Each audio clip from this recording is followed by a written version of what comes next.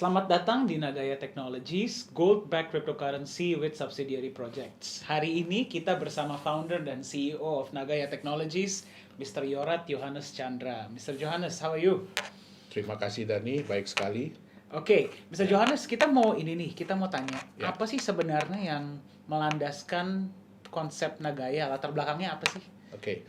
Jadi kalau kita lihat ya, di tahun 2017 itu kan banyak sekali koin dan token-token yang bermunculan dengan klaim bahwa mereka akan menjadi the next Bitcoin. Right. Nah, tahun 2018 tuh mayoritas dari mereka itu akhirnya berguguran ya, baik yang disengaja maupun yang tidak disengaja.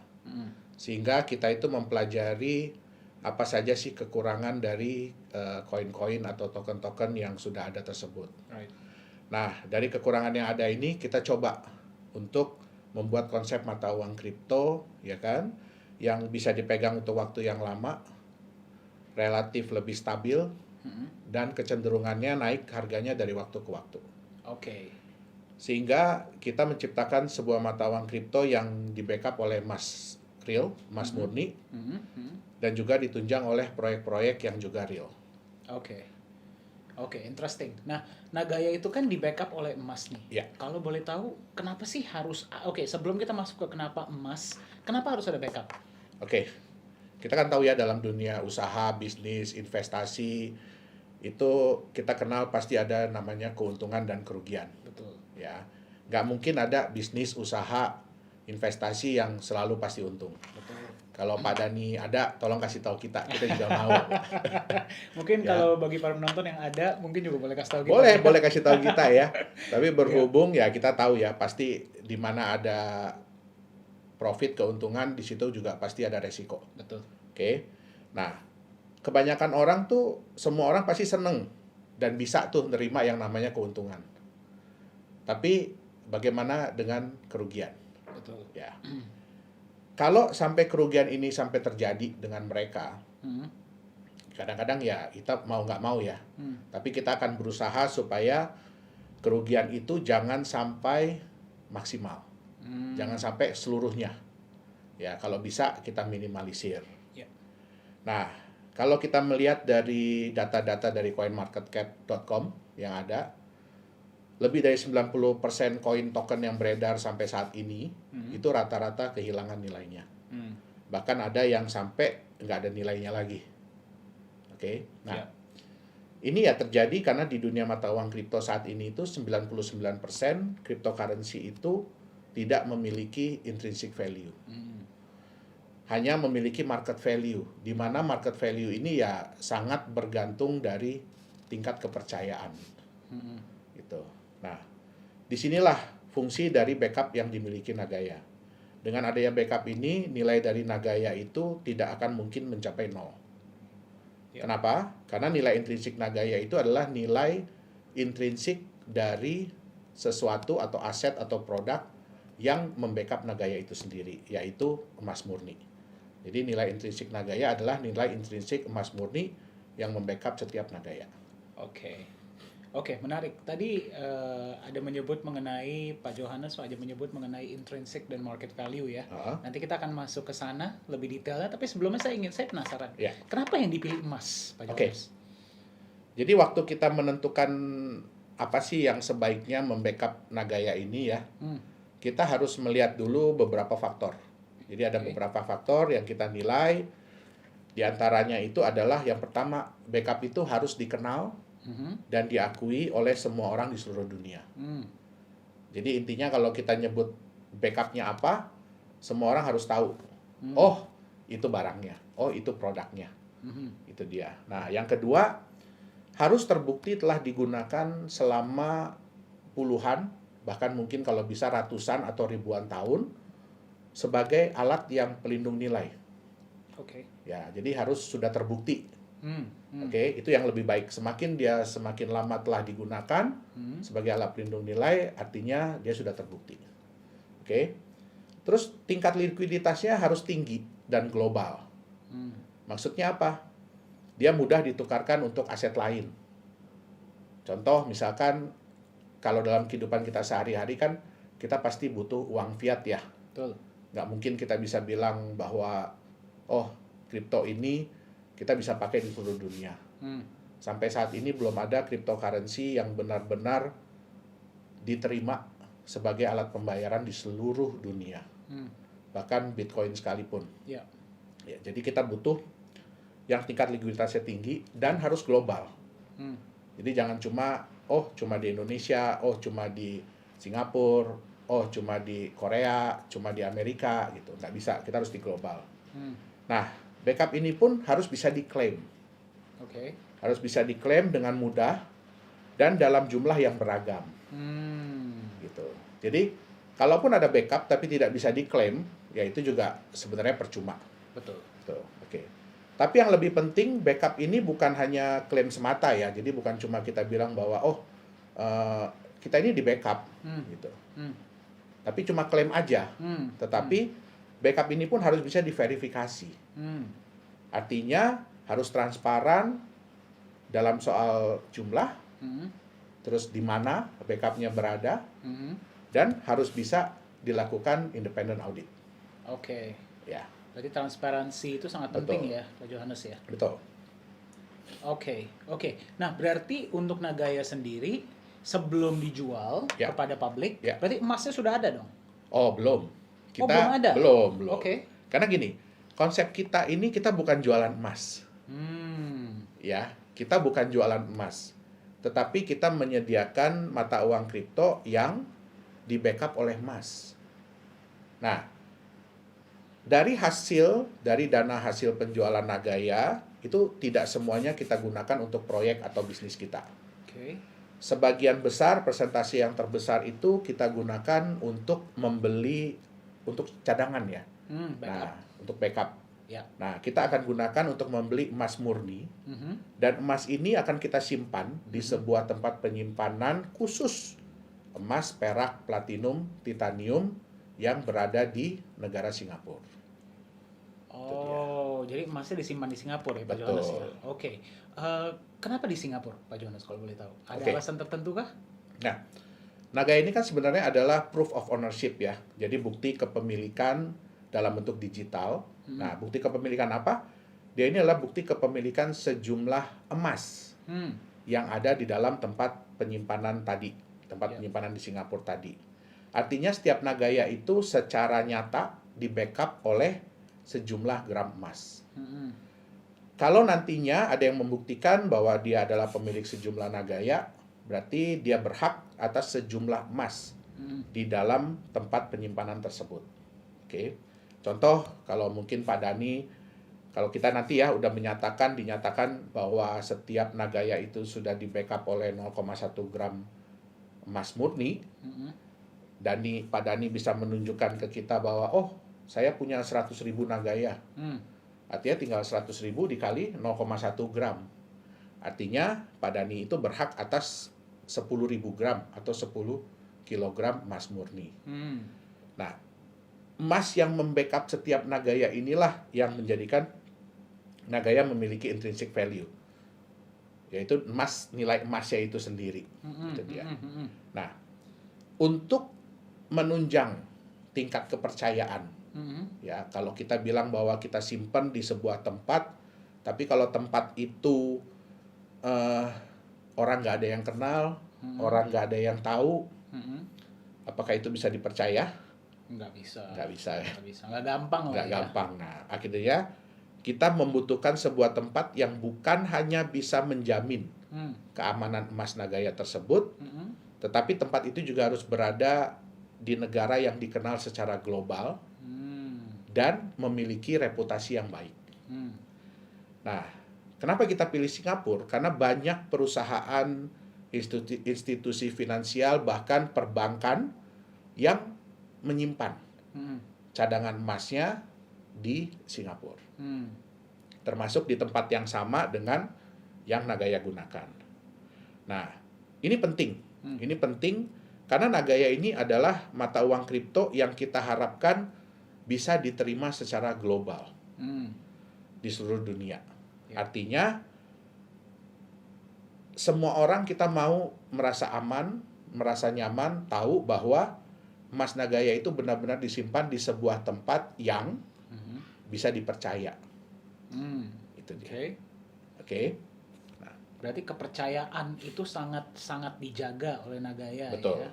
Oke, itulah kenapa disimpannya di Singapura. Ya. Karena memang banyak orang yang sudah mengetahui seluruh dunia bahkan ya, Ya, bahwa tentang Singapura. itu adalah tempat yang sangat aman untuk Betul. menyimpan dan Kan banyak yang bilang bahwa Singapura itu adalah Swiss-nya Asia. betul. Ya. Swiss-nya Asia. Swiss-nya Asia. Oke, jadi itulah mengapa gold dari Nagaya disimpan di Singapura. Betul. Oke. Tapi kan nggak semua orang bisa datang ke Singapura Iya. untuk misalnya setiap berapa bulan sekali ngecek emasnya. Ya. Nah, itu gimana tuh, Pak Yohanes? Oke. Itu sebenarnya salah satu alasan kita memilih The Safe House Singapura sebagai tempat penyimpanan emas dari Nagaya. Di Singapura itu sebenarnya banyak tempat penyimpanan barang berharga. Tetapi kenapa kita pilih The Safe House? Karena The Safe House ini memiliki SOP, jadi prosedur operasi yang dapat menunjang prinsip transparansi yang mau kita jalankan di Nagaya. Nah, kalau kita ingin menyimpan emas di The Safe House ini, itu berbeda dengan di bank. Ya, kalau di bank, Pak Dhani pergi ke bank, mungkin Pak Dhani punya kotak penyimpanan di sana ya, punya safe deposit Ada. box. Begitu Pak Dhani datang, Pak Dhani bilang sama petugas banknya, oh saya mau simpan sesuatu, atau saya mau akses Ya. safe deposit box saya ini. Nah, biasanya kan setelah petugas banknya buka, dia akan keluar. Ya, Karena dia tidak boleh tahu sebenarnya apa yang Pak Dhani simpan, betul. apa yang Pak Dhani masukin atau keluarin. Betul. Nah, ini sangat berbeda dengan The Safe House. Oke. Oke, di The Safe House, pada saat kita datang, kita mau menyimpan, ya, petugasnya akan ngambilin box kita. Oke. Oke, dia verifikasi dulu apakah benar kita punya akses ke box tersebut. Kemudian petugasnya akan datang, ya, bawa box kita. Nah, box kita ini biasanya disegel. Jadi ada nomor segelnya. Nah, mereka akan mengeluarkan dokumen bahwa benar pada saat kita mengakses box tersebut, nomor segel yang terpasang tuh nomor misalkan 123. Oke.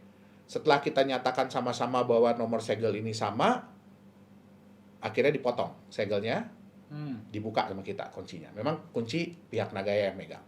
Oke. Nah, begitu sudah dibuka, baru dicek lagi sama-sama. Nih ya, emasnya sesuai dengan dokumen terakhir. Nah, setelah itu kita nambah emas. Ya kan? Pada saat kita nambah emas, sebelum kita memasukkan emasnya ke dalam kotak itu, pihak The Safe House akan mendata emas apa yang kita masukkan. Bersama dengan emas-emas yang lain yang ada di kotak tersebut. Sehingga daftar kita jadi bertambah dengan emas baru. Ya. Nah, setelah kita nyatakan bersama-sama dengan pihak The Safe House bahwa, oh ya benar, ini jumlahnya sudah sama, nomor serial number emasnya sudah sama, jumlah dalam gramnya sudah sama. Oke, saya dari pihak Nagaya atau kita punya manajemen yang lain, direksi-direksi yang lain, ya, kita harus tanda tangan surat tersebut bersama dengan 2 orang staf dari The Safe House. Wow. Ya. Oke. Dengan 2 orang staf dari The Safe House. Kemudian kita kunci, dipasang segel yang baru. Kalau segel ini kan dikeluarkan dari pihak The Safe House, bukan dari kita. Dan nomor serinya tidak mungkin sama. Nah, mungkin sekarang yang dipasang tadi kan 123 ya. Ya. Sekarang yang baru ini dipasang 456. Jadi di dokumen yang baru akan tertulis nomor segel yang dipasang yaitu 456. Oh, berarti nomor segelnya berubah setiap Berubah setiap saat. Wow. Ya, nah setelah itu kita tanda tangan dokumen tadi dan ada satu saksi, itu auxiliary police. Jadi polisi yang bertugas di The Safe House pada hari itu, dia akan menandatangani juga bahwa benar yang dipasang adalah segel nomor sekian itu. Oh. Nah, wow. Sehingga apa? Sehingga kita bisa nantinya memasang dokumen ini di website resmi kita. Oh, berarti setiap hal-hal yang berhubungan dengan emas dan yang berada di Safe House semua ada di website. Betul. Jadi Oke. semua orang bisa melihat foto emas yang kita punya, yang kita simpan, kapan disimpannya, dari dokumen tadi, di kotak nomor berapa, itu semua tersedia di website resmi Nagaya. Bahkan pada saat kita pembelian emas, itu kan kita belinya, kita nggak boleh beli di toko emas atau pusat gadai emas gitu. Kita nggak boleh beli di situ. Kita harus beli di distributor resmi emas. Harus di distributor Harus di resmi emas. distributor resmi emas. Yang kita pilih memang di Singapura. Jadi mereka pun kan diawasi oleh pemerintah Singapura. Jadi nggak mungkin kita bisa naikin harga, kita bisa nitip, tolong dong harganya tulis sekian gitu. Ya kan kita tahulah Singapura kayak apa. Ya, nggak sembarangan bisa. Nggak sembarangan, betul. Jadi mereka nggak bisa sembarangan memanipulasi data atau ngarang-ngarang nilai gitu. Betul. Oke, jadi betul. kita ingin semuanya transparan, semua orang bisa melihat emas yang dibeli, dan apakah benar emas itu sudah disimpan, kapan disimpannya, di kotak nomor berapa. Nah, semua itu tertera di websitenya Nagaya, website resmi dari Nagaya. Nah, untuk menambah juga kenyamanan, kita tahu kan bahwa itu kan berarti klaim dari pihak Nagaya dan dari pihak The Safe House. Betul. Nah, kita ingin supaya gini, yang namanya transparansi itu tidak ada batasnya. Tapi kita ingin setransparan mungkin yang kita bisa. Ya. Sehingga kita juga sudah menunjuk auditor independen yang nantinya akan secara rutin ya memeriksa jumlah emas yang ada di kotak penyimpanan Nagaya. Oh, berarti kotak penyimpanan itu pun diaudit secara rutin? Betul. Oke. Itu dia. Kita akan ada independent auditor. Supaya apa? Ini menambah kenyamanan. Ya, menambah kenyamanan, keamanan, dan meningkatkan kepercayaan dari pemilik Nagaya. Itu dia. Berarti walaupun para pemegang Nagaya nanti ke depannya tidak bisa ke Singapura setiap misalnya sebulan sekali, 2 bulan sekali untuk memeriksa. Betul. Mereka tetap bisa melihat semuanya di website. Betul. Bahkan hasil auditnya pun nanti akan ada di website. Betul. Oke. Betul. Berarti Jadi kalau suatu waktu Pak Dhani datang, ya kan ke kantor Nagaya di Singapura, mungkin lagi main-main, nanti saya mau lihat dong emas yang nomor seri sekian. Nah, kita harus bisa menunjukkan. Dan itu akan ada pastinya bisa ditunjukkan di dalam. Betul. Oke. Berarti transparansi itu sangat dijunjung tinggi oleh Nagaya ya Pak Johannes ya? Karena itu yang nomor satu. Itu alasan utama kita, dan itu sebenarnya hal yang hilang, yang belum ada dari mata uang kripto. Setuju. Itu dia. Setuju. Berarti ini akan memberikan kenyamanan ekstra juga bagi para pemegang Nagaya. Iya, Ya. Oke. Pak Johannes, pertanyaan saya yang selanjutnya seperti ini. Kita kan tadi mengatakan bahwa dari hasil penjualan koin atau cryptocurrency Nagaya itu sebagian akan digunakan untuk membeli emas. Betul. Berarti masih besar. ada sebagian besar. Ya. Berarti masih ada sebagian lagi. Oke. Nah, betul. itu digunakan untuk apa tuh Pak Johannes? Oke. Presentasi terbesar kedua dari hasil penjualan Nagaya tadi adalah kita gunakan untuk menjalankan proyek-proyek real, jadi bisnis real ya yang akan dikerjakan oleh Nagaya. Nah, kita sudah menyiapkan sebenarnya ada 2 proyek. Yang pertama itu adalah fasilitas pengolahan, pemurnian mineral logam yaitu emas dan tembaga. Itu berlokasi di Sulawesi Tengah. Sulawesi Tengah. Betul. Sebenarnya fasilitas ini sudah pernah berjalan berjalan selama 6 bulan di tahun 2015. Nah, tetapi karena ada permasalahan manajerial saat itu ya, sehingga terbengkalai. Nah, kita mengambil alih fasilitas ini tahun 2018. Ya, dan nantinya dengan hasil penjualan Nagaya, fasilitas ini tuh akan kita perbaharui mesin-mesinnya ya, karena udah lama nggak berjalan. Jadi kita perbaharui peralatan-peralatannya, terus kita mulai kembali operasionalnya, dan kita juga akan tingkatkan kapasitas yang sudah ada ini. Itu dia. Nah, yang kedua itu adalah penambangan mineral logam, yaitu nikel. Ini berlokasi di Sulawesi Tenggara. Nah, penambangan ini sebenarnya sudah berjalan 15 tahun. Ini merupakan perusahaan keluarga dari saya. Nantinya dari hasil penjualan Nagaya ini kita akan menyiapkan peralatan dan tenaga kerja sehingga kita bisa memulai operasi penambangan di lokasi ini. Ya, dengan kata lain tuh sebenarnya di awal ini kita akan numpang nambang di lokasi ini. Nah, tentu saja hal ini kita kita kan mau Nagaya ini berjalan dengan cepat sehingga semua orang bisa merasakan benefit atau manfaat dari memiliki Nagaya secara cepat.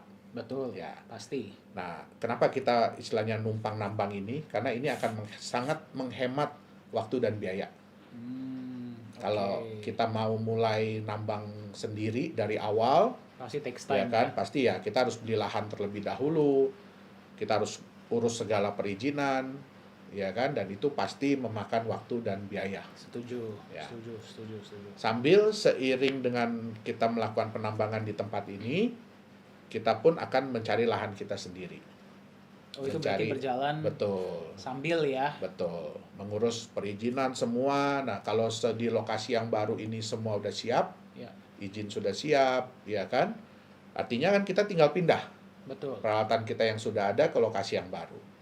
Sehingga kita benar-benar bekerja dari kita punya lahan sendiri, proyek sendiri, hasil sendiri, gitu. Oke, berarti sambil proyek yang sekarang jalan, proyek tersebut sedang Betul. berjalan sama-sama lah ya, Bersama-sama, bersama-sama ya. Oke. Menarik, Nah, Pak Johannes. Sejalan juga dengan perkembangan penjualan Nagaya, kita akan mencari usaha-usaha atau bisnis-bisnis baru, proyek-proyek baru, ya dengan kata lain ya kita akan diversifikasi usaha dan proyek kita. Gitu. Oke, berarti nanti setelah 2 proyek yang sudah berjalan, pasti ke depannya akan ada proyek-proyek lain. Betul. Yang apakah harus tambang kah atau bisa yang lain juga? Oh enggak, makanya kan kita akan diversifikasi. Kita Oke. akan cari proyek-proyek lain, Oke, jenis yang lain. jenis yang lain ya. Ya. Proyek itu kan pasti kan mengharapkan profit dong, Ya, betul. masing-masing dari proyek kita. Betul. Nah, kalau boleh tahu nih bagi para pendengar, profit dari proyek tersebut nanti akan dialokasikan untuk apa ya? Oke. Nah, tentunya kan profit dari proyek ini kan harus mendatangkan manfaat benefit bagi para pemilik atau pemegang Nagaya. Mm. Nantinya 60 setiap bulan itu 60% dari profit setiap proyek akan kita alokasikan untuk manfaat tersebut. Oke. Nah, dengan beberapa cara. Yang paling besar itu adalah persentase yang akan kita gunakan untuk membeli tambahan emas yang akan kita simpan di tempat penyimpanan emas Nagaya tadi. Oke. Nah, 40% yang lainnya itu akan digunakan untuk kebutuhan manajemen. Ya, seperti untuk menjalankan proyek yang sudah ada, meningkatkan kapasitas proyek, terus juga untuk biaya tempat penyimpanan, untuk biaya audit dan lain-lain. Gitu. Oke. Berarti mayoritas dari profit tersebut akan digunakan juga untuk menambah jumlah emas di dalam Tempat penyimpanan tempat Nagaya. penyimpanan Betul. Nagana. Berarti jumlah emas per Nagaya akan meningkat Ya, dan jumlah Nagaya kan akan tetap sama tuh, Ya. 50 juta Nagaya. Berarti bisa dibilang bahwa jumlah emas setiap Nagaya akan terus naik. ya betul. Wow. Betul sekali. Jadi karena kita memiliki kemampuan untuk menambah jumlah cadangan emas, sedangkan jumlah Nagayanya tetap hanya 50 juta, ya artinya untuk nantinya itu untuk setiap Nagaya mereka akan punya kenaikan jumlah emas yang di backup. Wow. Ya. Nah, dengan konsep seperti ini, kita tuh bisa memberikan nilai tambah bagi para pemegang atau pemilik Nagaya. Yang pertama, yaitu dengan meningkatnya jumlah emas yang membackup setiap Nagaya, artinya kan nilai intrinsik Nagaya itu bisa terus meningkat atau naik. Ya, karena 2 hal. Yang pertama kan jumlah emas setiap Nagayanya bertambah. Terus yang kedua, kenaikan harga emas dunia. Seperti yang kita lihat kemarin, harga emas kan melonjak cukup tinggi ya. Ya. Nah, dengan kenaikan nilai intrinsik ini, artinya sejalan dengan waktu, kita bisa menurunkan tingkat resiko dari pemilik atau pemegang Nagaya. Nah, benefit yang kedua yang lebih menarik lagi adalah dengan penambahan emas tiap Nagaya ini, tentu saja membuat pemilik pemegang yang sudah ada kan lebih berat ya, lebih sayang untuk jual Nagayanya kan. Betul. Ya, karena mereka lihat kan Nagaya mereka, jumlah emas tiap Nagayanya terus bertambah. Betul. Nah, sedangkan bagi yang belum punya, kalau mereka tahu konsep Nagaya ini, tentu kan mereka jadi ingin punya nih. Nah, tapi kan Nagaya ini terbatas. Artinya apa? Kedepannya mereka harus mendapatkan Nagaya ini dari pemilik atau pemegang yang sudah ada. Betul. Nah, disinilah tercipta market value yang kita prediksi akan stabil dengan kecenderungan itu meningkat. Itu dia. Wow, berarti ini bagi para pendengar ya. Ya, Berarti nilai intrinsik Nagaya ini akan naik dengan Betul. meningkatnya jumlah emas. betul. Dan juga nilai marketnya akan naik karena Betul. jumlahnya terbatas ya. Betul. Wow. Karena luar biasa. permintaan kan pasti akan meningkat kalau orang sudah melihat konsep dari Nagaya ini kan, pertambahan jumlah emas untuk setiap Nagayanya. Betul, Itu betul. dia. Dan itu akan terjadi secara otomatis ya Betul. bagi para pemegang. Betul. Wow. Oke. Nah, kan sering kita dengar ya, Pak Ya. Johannes ya, bahwa dalam waktu 5 tahun Ya, Nagaya itu akan setelah terjual diprediksi betul. ya, setelah terjual habis, nilainya bisa mencapai 100 kali lipat atau $100, $100, betul. per Nagaya. Betul, per Nah, Nagaya. itu gimana caranya sih Pak Johannes? Bisa diilustrasikan nggak? Ya, oke. Jadi kan kita kembali lagi ya, sebenarnya untuk menciptakan nilai market, yang selalu meningkat, itu ada 3 hal yang harus dicapai oleh sebuah produk atau aset. Apa aja Yang tuh, Pak? pertama, produk itu harus terbatas jumlahnya, Hmm. limited edition. Ya, Kalau kita lihat kan semua produk yang limited edition itu kan biasanya harganya lumayan tinggi ya. betul. Nah, dan kecenderungannya itu selalu meningkat karena semakin barang itu semakin sulit didapat, berarti harganya pun akan semakin meningkat. Betul. Yang kedua, kita harus bisa meredam supply di market. Artinya apa? Kita harus membuat orang-orang yang sudah memiliki aset atau produk tersebut itu berat kalau mau menjual. Jadi biasanya menjual itu karena sudah terpaksa atau karena memang ada tawaran yang luar biasa bagus. Betul. Kalau nggak Nah. nggak bakal dilepas ya. Betul. Nah, yang ketiga, apa yang membuat orang yang belum punya itu ingin memiliki?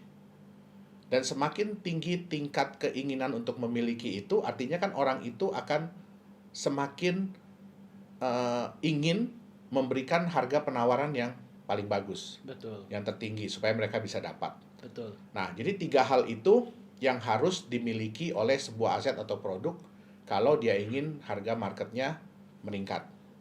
Nah, kalau boleh saya ilustrasikan ke Pak Dani ya tentang harga market Nagaya ke depannya ini.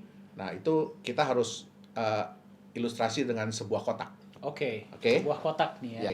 Ini contohnya dengan kotak ini, Oke. ya. Pakai kotak ini ya. Oke. Nah, kotak ini hanya ada 1000 unit di dunia. Hanya ada 1000 kotak nih di dunia. Berarti terbatas ya Terbatas. jumlahnya. Pak Dani ini kebetulan salah satu orang yang beruntung Hmm. bisa membeli kotak ini seharga 100.000 US dollar Oke. dan ini kotak terakhir yang Pak Dani beli. Ini berarti kotak nomor 1000 ya. Nomor Pak 1000, Johannes? betul. Oke. Ya. Nah, pada saat Pak Dani buka kotak ini, ya, di dalamnya itu ada emas senilai 50.000 US dollar. Oh, setengahnya. Berarti setengahnya kan? Oke. Ya. Ah, ah. Nah, kalau Pak Dani hanya bercerita ke teman bahwa Pak Dani beli kotak ini 100.000 US dollar, Ah, ah. oke, Ah, ah. dan di dalamnya ada emas 50.000 US dollar. Pasti teman-teman Pak Dani akan bilang, wah, Pak Dani ini kena bohong, kena tipu. saya. Ya. Iya kan? Ah, ah, ah. Tapi bagaimana kalau bulan depan Pak Dani buka kotak ini dan Pak Dani lihat bahwa nilai emas di dalamnya itu bukan cuma nilai ya, tapi jumlah emasnya itu sudah bertambah. Hmm. Sehingga sekarang nilai emas di dalamnya itu jadi 55.000 US dollar. Oh, naik sendiri. Naik sendiri. Oke. Oke. Nah, kemudian bulan depannya lagi naik lagi. Ya, jadi 58.000 US dollar. Dia naik sendiri ya. Iya, Oke. bulan depannya lagi naik lagi jadi 60.000 US dollar. Wow. Nah, kalau Pak Dani menceritakan kotak ini kepada teman-teman, pasti mereka akan bilang hal yang berbeda kan. Pertama mereka bilang, oh Pak Dani kena bohong, kena tipu. Pasti. Tapi setelah Pak Dani cerita apa manfaat dari Pak Dani punya kotak ini, yang mereka akan bilang apa? Wah, Keren banget nih kotak. keren kan kotaknya ya? Iya, Oke, iya. Bisa naik Nah. sendiri emasnya. betul. Kira-kira mereka ingin nggak punya kotak yang sama dengan Pak Dani? Pasti. Pasti mereka ingin punya kotak yang sama ya. Ya. Nah, terus kemudian mereka tanya dong ke Pak Dani, waktu itu beli kotak ini berapa ya harganya ya Pak Dani? Ketika beli 100 100.000 US dollar, betul? Ya, Nah, betul. kira-kira nih, kalau ada teman Pak Dani yang menawar 100.000 US dollar untuk kotak ini, kira-kira Pak Dani mau nggak jual ke dia? Enggak lah, sayang banget. Iya kan? Iya. Kenapa? Padahal kan di dalamnya tadi emasnya mungkin baru 60.000 US dollar.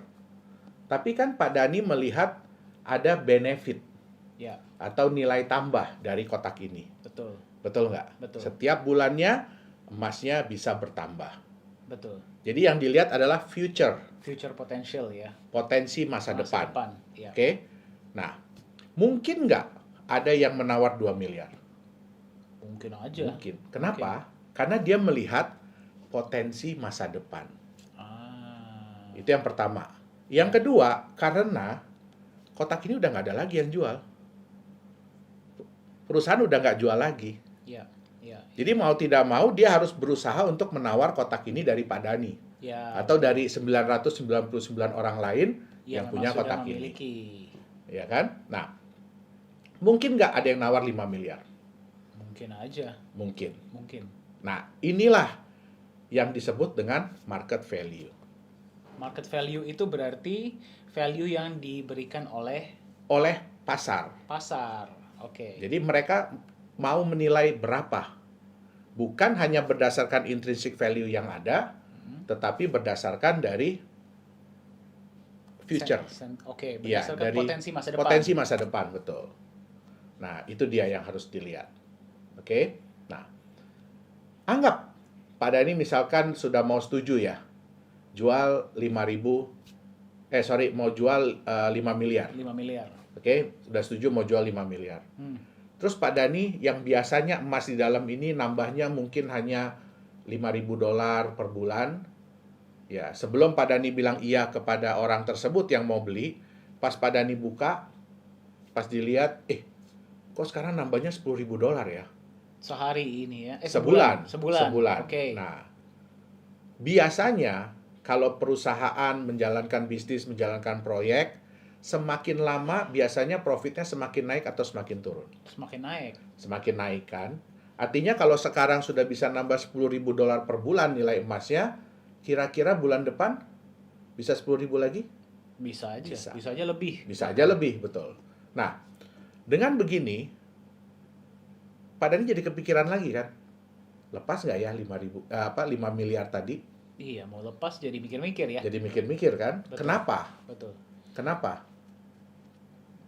Karena kembali ke potensi masa depannya. Betul. Dan yang kedua, kalau Pak Dani jual ini kepada orang itu dengan harga 5 miliar, kira-kira besok-besok bisa nggak Pak Dani dapat kotak yang sama dengan harga 5 miliar? Kotak yang sama dengan harga 5 miliar. Iya. Kan kotaknya udah dikasih ke orang. Nah, Iya, itu dia. Iya. Oke? Paham, paham, paham. Nah, kotak inilah Nagaya. Oh, berarti kotak ini merepresentasikan Nagaya. Merepresentasikan Nagaya. Nah, hebatnya lagi, kotak ini bisa dibelah-belah. Oke. Ya, kotak ini bisa dibelah-belah, ya kan? Jadi Pak Dani bisa jual mungkin hanya sepotong kecil kepada temannya, ya berarti dengan jumlah emas yang prorata. Nah, itu dia. Dan kotak ini dalam bentuk digital. Jadi Pak Dani nggak harus pegang kotak ini. Jadi kita nggak harus membawa kotak Nggak ini harus kemana-mana membawa ini ya? kemana-mana karena sudah dalam bentuk digital dan sudah dalam bentuk blockchain sehingga relatif lebih aman, tidak bisa dipalsukan dan bisa dibagi menjadi bagian-bagian yang kecil. Itu dia. Oke, Nah. ini dari sinilah bagaimana dalam waktu 5 tahun bisa Ya. mencapai value $100 per Betul. Nagaya. Karena berdasarkan dari kenaikan emas tadi yang kita pasti akan usahakan untuk supaya tingkat kenaikannya selalu lebih tinggi setiap bulannya. Itu yang pertama. Oke. Nah, kemudian apakah emas ini nyata? Ya. Pak Dani bisa ambil emas yang ada di dalam sini. Dalam kotak ini ya? Dalam kotak itu Pak Dani bisa keluarkan dalam bentuk emas beneran. Tetapi kalau sudah dikeluarkan berarti kotaknya hilang. Kalau emasnya dikeluarkan, kotaknya hilang? Iya, betul. Oke. Nah, Itu dia. Itu ilustrasi bagaimana harga Nagaya bisa meningkat sampai kita harapkan ya, kita prediksi 100 US dollar dalam waktu 5 tahun setelah seluruh Nagaya terjual habis. Oke, Iya. oke, jelas. Oke. Terima kasih Pak Johannes. Ya. Saya dapat kotak. Oke. Nah, tadi berarti kan kita sudah berbicara mengenai bagaimana Nagaya value-nya itu bisa mencapai 100 dolar Iya, per Nagaya Ya. dalam waktu yang kita harapkan dalam waktu 5 tahun. iya, Itu dengan meningkatnya jumlah emas dan juga jumlah permintaan di market betul. karena jumlahnya terbatas. Ya. Nah, tadi kan kita berbicara nih Pak Johannes mengenai kotak dan di dalamnya itu ada emasnya. Iya, betul. Ya. Dan kalau di situ emasnya bisa diambil. Iya, Kalau di Nagaya, iya. emasnya bisa diambil nggak? Oke. Nah, karena emas yang kita simpan itu kan emas nyata. Ya. Emas murni ya, LBMA grade, jadi LME grade seperti kalau di Indonesia itu setara dengan emas antam. Oke. Bukan emas digital dan bukan sertifikat emas. Ya. Sehingga emas tersebut bisa diklaim oleh pemilik atau pemegang Nagaya. Jadi bisa diklaim Bisa ya? diklaim, betul. Nah, mereka pemilik atau pemegang Nagaya yang ingin mengambil emasnya, mereka dapat mengajukan pengembalian Nagaya, kemudian mengirimkan Nagaya yang dikembalikan itu ke alamat atau address yang kita sudah tentukan, yaitu burn address. Dan setelah selesai diverifikasi, ya kita akan memberitahukan bahwa emasnya siap untuk diambil. Sejumlah dengan Nagaya yang dikembalikan dan berapa emas yang membackup setiap Nagaya pada saat pengembalian tersebut. Oke, nah Pak Johannes, Ya. kita memahami bahwa bagi para cryptocurrency ya dan juga bagi para pemegang, Ya, mereka selalu mengharapkan bahwa cryptocurrency ini cepat masuk exchanger nih, ya. ya. Nah, bagi Nagaya sendiri kapan akan Oke. masuk ke exchanger? Memang itu adalah tujuan ya, tujuan goals yang ingin dicapai oleh semua mata uang kripto. Betul. Ya. Nah, tapi kita tidak mau gegabah. Ya, kita tidak mau gegabah, kita tidak mau asal-asalan untuk masuk di exchanger. Karena masuk di exchanger ini belum tentu menguntungkan bagi pemilik atau pemegang cryptocurrency tersebut. Oke. Banyak mata uang kripto yang setelah masuk di exchanger malah kehilangan nilainya, bahkan sampai tidak ada nilai sama sekali lagi. Nah, masuk ke dalam exchanger ini harus melihat kapan momen atau saat yang tepat supaya jangan sampai merugikan pemilik atau pemegang aset. Bagi developer atau bagi penerbit mata uang kripto, kita tidak akan pernah rugi. Tapi jangan sampai kita merugikan pemegang kriptonya sendiri. Oke. Nah, di Nagaya sesuai juga dengan aturan yang ada, ya. Kita akan masuk di exchanger setelah penjualan tahap kedua atau 11 juta Nagaya itu terjual. Gitu. Berarti sudah ada track record dulu, Betul. sudah mendapatkan customer base dulu, Betul. baru masuk Sudah ya. proyek sudah ada yang berjalan, profit sudah mulai masuk. Nah, itu dia. Oke, berarti sudah melewati tahap 2, kemudian baru tahap Penjualan selanjutnya tahap kedua, adalah ya kita akan masuk ke exchanger. Oke, berarti menunggu waktu yang tepat ya, Pak Betul. Johannes ya. Tidak Jadi hanya kita nggak masuk. mau asal-asalan untuk masuk ke exchanger. Baik. Ya. Oke. Nah, ini pertanyaan yang agak menarik, Pak Johannes. Ya. Kalau misalnya kita melihat banyak cryptocurrency di luar sana, Ya. ya, mereka mengatakan bahwa mereka bisa mencapai ratusan bahkan ribuan kali lipat Ya. dalam waktu yang relatif singkat, mungkin 1 tahun. Mhm. Ya, tapi Nagaya kok konservatif sekali ya, maksudnya 100 dolar itu dalam waktu 5 tahun lagi. Itu kenapa ya? Nah, yang pertama harus dilihat adalah apakah harga yang diprediksi oleh mata uang kripto yang lain tersebut itu benar-benar harga market murni atau harga yang memang disetup oleh perusahaan. Ya, itu yang pertama, oleh developer. Yang kedua, ya dalam dunia investasi ya, investasi orang itu biasanya cuma mengenal profit besar atau kecil. Ya, resiko besar atau kecil. Padahal ada faktor yang ketiga, yaitu waktu. Cepat, dapatnya cepat atau lama. Nah, semua orang tuh pasti inginnya kan profit yang besar, resiko yang kecil. Terus maunya cepat dapatnya kan ya. Betul, Nah, betul. Nah, tapi sudah terbukti ya, kita sudah bisa buktikan dari berbagai macam developer, dari berbagai macam sistem bahwa konsep yang seperti ini itu nggak pernah bertahan lama. Sehingga yang masuknya belakangan, yang ikutnya belakangan, itu biasanya pasti menderita kerugian, bahkan bisa sampai total. Nah, jadi yang tadinya berharap profit besar waktu cepat, ternyata resikonya pun terbukti besar. Oke. Kita hanya bisa mendapatkan 2 hal baik dari 3 hal yang tersedia. Oke, nah, yang paling penting adalah kita pelajari konsepnya. Apakah konsep kenaikan harganya ini masuk di akal? Apakah konsep bisnisnya masuk di akal? Kemudian, apakah proyek atau bisnis yang dijalankan pun masuk di akal? Bitcoin aja itu butuh waktu bertahun-tahun untuk mendapatkan kepercayaan dari pasar. Betul. Dan terbukti sampai sekarang pun kepercayaannya masih naik dan turun. Setuju. Itu dia. Ya. Nah, yang ingin saya sampaikan adalah Nagaya ini adalah aset masa depan, bukan aset bulan depan. Itu dia. Ya. Berarti lebih ke kita meminimalisir resiko, Ya. agar profit yang didapatkan bisa sesuai. Betul. Namun ya memang kita harus menunggu waktu yang sesuai juga. Betul. Ya makanya kenapa $100 dalam waktu 5 tahun. Betul. Agar bagi para calon pemegang maupun pemegang, mereka bisa melihat dengan lebih masuk akal. Oh iya, make sense gitu ya. Betul. Karena kita pun menjalankan bisnis yang normal. Kita menjalankan normal bisnis kok. Pertambangan, smelter, dan bisnis-bisnis lain. Itu dia. Ya. Oke. Baik, Pak Johannes, aku kembali ke project ya. Ya. Banyak banget perusahaan kripto di luar sana, kan banyak yang bermain di bisnis digital. Ya. Menginvestasikannya ke bisnis digital. Betul. Contohnya misalnya membuat exchanger kah, Betul. atau dalam mining cryptocurrency-nya itu sendiri. Kenapa Nagaya berputar di bisnis real dan bisnis fisik, kalau Oke. boleh tahu? Nah, yang pertama adalah kita itu ingin mengeliminasi persaingan. Karena bisnis digital pun kalau sudah terlalu banyak pemainnya, itu biasanya persaingan sudah tidak sehat. Ya. Yang kedua, kita lebih ingin menunjukkan bahwa sebenarnya mata uang kripto ini pun bisa menjalankan bisnis-bisnis yang real. Jadi nggak harus bisnis digital.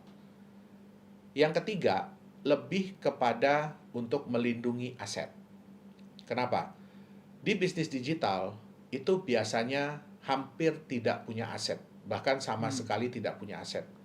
Kita bisa lihat bisnis-bisnis digital yang ada ya, bukan cuma di Indonesia, tapi hampir di seluruh dunia. Rata-rata itu minim aset atau tidak punya aset. Nah, dengan kita memiliki bisnis real, artinya kita punya aset. Contoh, kalau kita menjalankan fasilitas yang pemurnian itu, artinya kita punya tanah, kita punya bangunan, kita punya mesin-mesin, ya kan? Sehingga aset-aset ini pun bisa dipakai untuk melindungi nilai dari Nagaya tadi. Ingat yang saya bilang bahwa semua orang bisa menerima keuntungan. Betul. Tapi sulit sekali kalau menerima kerugian. Nah, ini adalah salah satu strategi kita ya dalam meminimalisir kerugian. Ini risk management dari company. Gitu. Oke. Berarti barrier to entry ya yang pertama, agar karena kalau di bisnis digital kita mengetahui kompetisinya juga nggak sembarangan. Betul. Ya, dengan lebih banyak kompetisi pastinya juga Betul. akan lebih sulit ya. Ya. Dan kedua, menunjukkan bahwa cryptocurrency ini juga bisa menjalankan bisnis real. Betul. Dan yang ketiga, melindungi aset. Betul. Oke. Ya. Nah, Pak Johannes, kenapa sih yang sangat dijunjung tinggi oleh Nagaya itu transparansi? Kenapa itu sangat penting bagi Nagaya? Oke.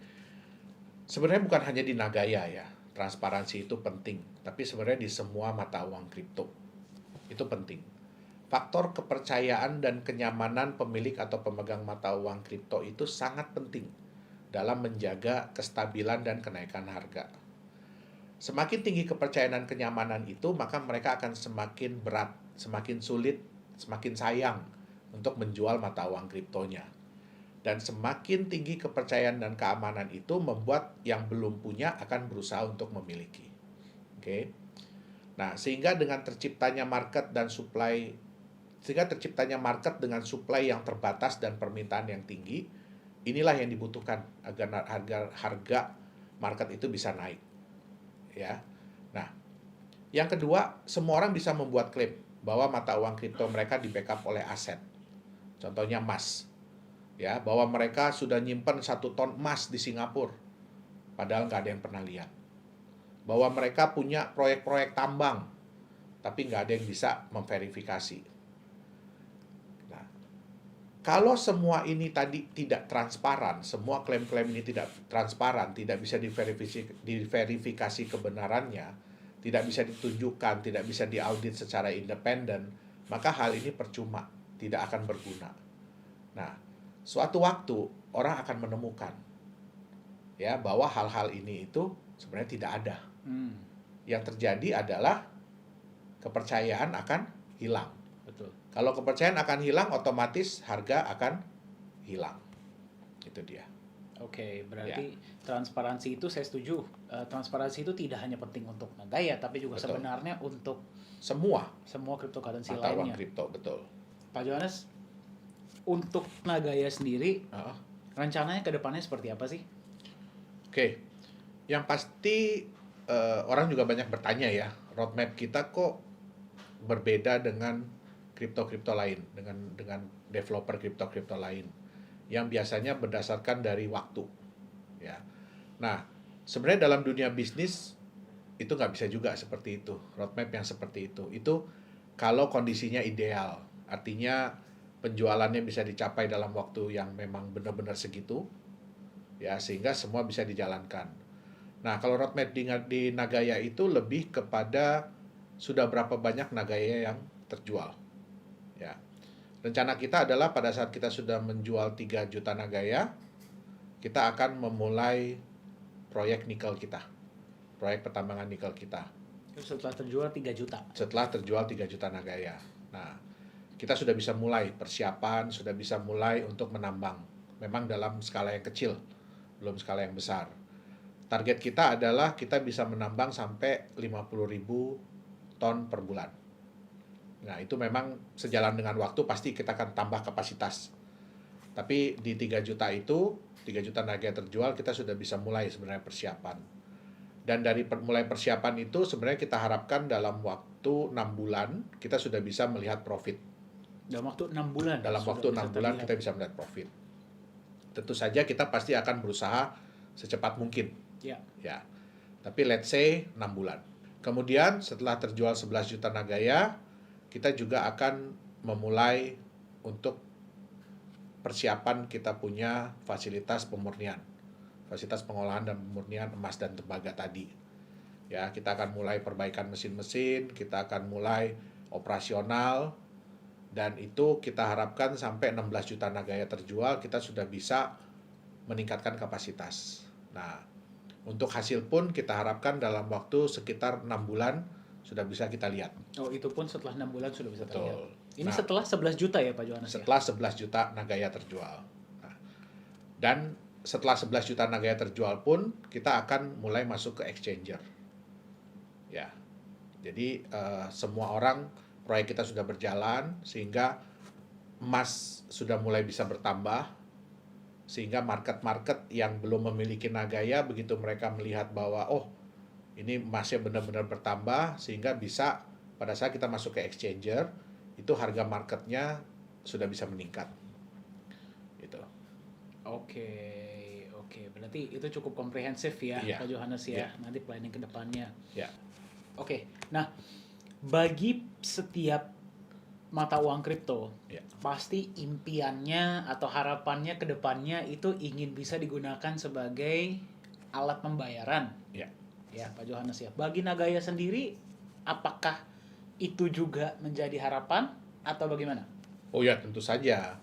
Tentu saja itu menjadi impian ya, impian semua developer mata uang kripto.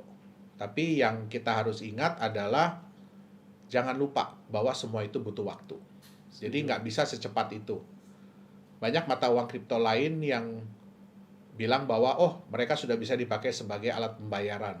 Ternyata alat pembayaran internal.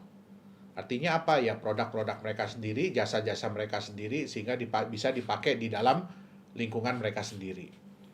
Sedangkan yang dimasuk sebagai alat pembayaran itu kan yang diharapkan adalah bersifat global ya. Betul. Maksudnya di luar daripada manajemen perusahaan tersebut. Ya, contoh kita bisa dipakai untuk pembayaran di toko, di mall, atau untuk pembayaran online. Nah, Vendor gitu betul. seperti apa. Itu sebenarnya impian semua mata uang kripto. Nah, kita itu juga ingin menciptakan konsep supaya mata uang Nagaya ini, ya mata uang kripto Nagaya ini lebih bisa diterima oleh para vendor, oleh para toko, oleh para penjual. Ya, kenapa? Karena kalau kita melihat volatilitas mata uang kripto yang ada, kenaikan penurunan harga itu sebenarnya menyeramkan bagi orang-orang yang mau menerima pembayaran. Karena bayangkan, kadang-kadang mereka terima pembayaran pada saat harganya sekian, rate-nya sekian, terus tiba-tiba baru sejam 2 jam, tiba-tiba itu bisa turun yang jauh. Ya, tentu saja itu kan beresiko ya. Nah, kita dengan konsep Nagaya ini, kita ingin menciptakan mata uang yang relatif lebih stabil dan relatif lebih meningkat. Nah, kebetulan ya kita juga menerima kabar gembira ya beberapa bulan yang lalu. Kita sudah bekerja sama, jadi saya sudah tanda tangan kerjasama MOU dengan satu mall di Korea Selatan, itu di Ibu Kota Baru Korea Selatan, yang akan dibangun mulai tahun 2021 dan direncanakan 2023 sudah beroperasi. Wow. Ya. Nah, mall ini nantinya akan menggunakan mata uang kripto sebagai alat pembayaran. Dan kita berhasil dipilih. Jadi Nagaya ini berhasil dipilih, nantinya akan difungsikan sebagai alat pembayaran di seluruh mall tersebut. Wow. Ya. Nah, mall ini sebenarnya nanti ada 5 blok. Jadi yang pertama akan pakai kita adalah blok nomor 4. Ini lebih ke temanya adalah entertainment. Ya, jadi mall ini lebih temanya ke entertainment, dan nantinya Nagaya bisa dipakai untuk bertransaksi di sana. Ya. Nah, nantinya jadi ini adalah pilot project ya, project percontohan.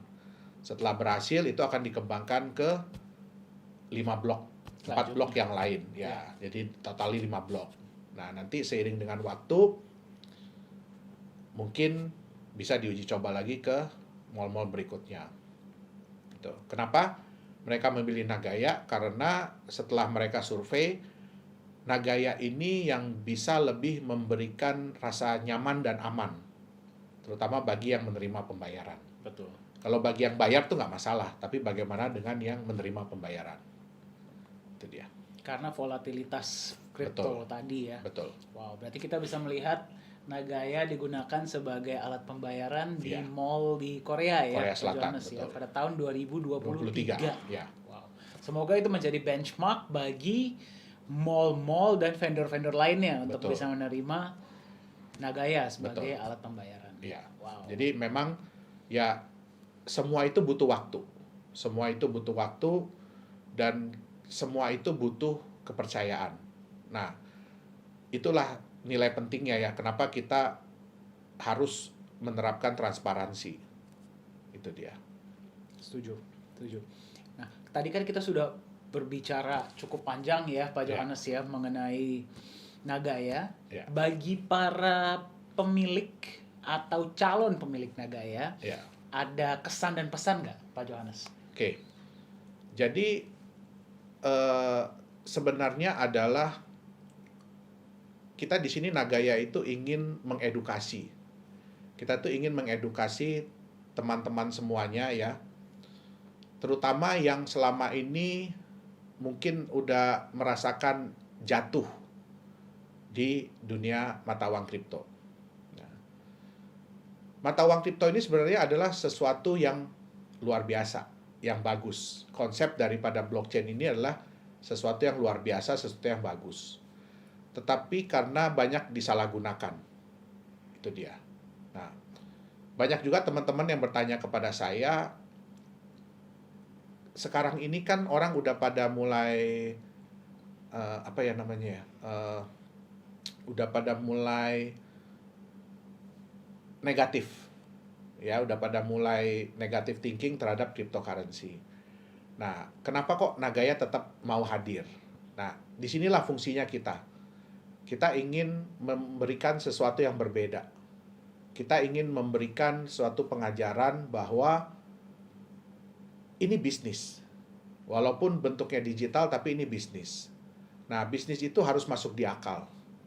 Bisnis itu harus transparan. Ya, bisnis itu harus accountable. Sehingga bisnis itu bisa berlangsung dalam jangka waktu yang panjang. Nah, dan yang harus diingat adalah bahwa setiap bisnis itu harus punya manajemen resiko. Kita nggak bisa bilang bahwa bisnis kita itu yang terbaik, bisnis kita itu tidak ada resiko. Nggak, semua bisnis ada resiko. Karena saya udah ngejalanin bisnis udah puluhan tahun. Up and down pasti ada. Nah, tapi di sini kita ingin memberikan kita bukan hanya ingin berjualan Nagaya, tapi kita ingin memberikan satu solusi bagi teman-teman, ya. Yang pertama untuk belajar mengenai bagaimana cara memilih mata uang kripto yang tepat. Ya, bukan hanya untuk jangka pendek, tapi lebih kepada jangka panjang. Itu dia. Oke, berarti lebih cerdas lah memilih investasi dan lebih hati-hati ya mungkin. Betul. Ya. Jika konsepnya masuk akal, baru silahkan Betul. berinvestasi. Oke, terima kasih banyak Pak Johannes, kita belajar banyak ya. Demikianlah bincang-bincang bersama CEO dan founder dari Nagaya Technologies, Mr. Yorat Yohanes Chandra. Semoga dapat memberikan wawasan lebih dalam mengenai Nagaya dan juga mengenai dunia cryptocurrency secara global. Jika ingin mendapatkan informasi lebih lanjut, silakan kunjungi website kami di www.nagaya.co. Anda bisa mendapatkan informasi yang lebih detail mengenai Nagaya. Terima kasih banyak dan sampai jumpa di kesempatan selanjutnya.